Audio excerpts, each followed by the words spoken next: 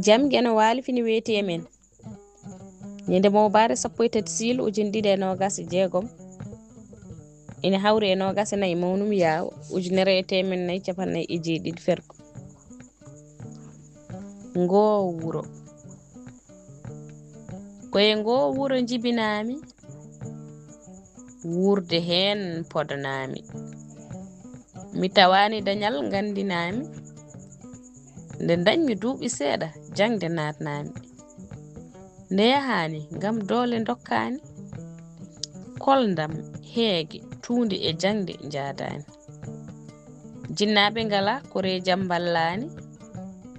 ko min woni afo mo doole godani dondiɗo goƴa ka famɗani sahaji mboɗo lelo ha weta taw gonɗi garani mi walda miijoji gite jora elle jamma arani holi min holi janggam ete hay dewgal mi waɗani mbiɗo wondi e miñiraɓem e jinnaɓe nayeɓe ɓe cellani safara ko ngalu labdi miskino heɓani koye ngo jibinami nde jontumi resde debbo e maggo mi dañani mo jofimi kala koko ƴama ƴamɗo arani walla ko jangowo gile jangde bonani woɗɓe mi hula haalde ngam ɓadiɓe jaɓani mbaɗa andi won e galleji so wona joom ngalu jiyani sahaji mawɓe mbajomi mbiyam joom sukudu ɓaleru wasani so dañal nawdama e sukudu wonko gasani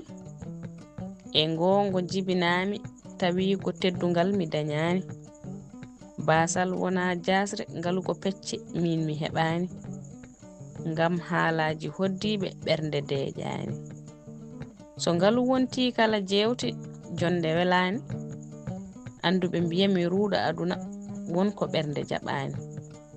koye ngo jibinami ferde welani mboɗo yelo jomam beele mi daña taw mi yaltani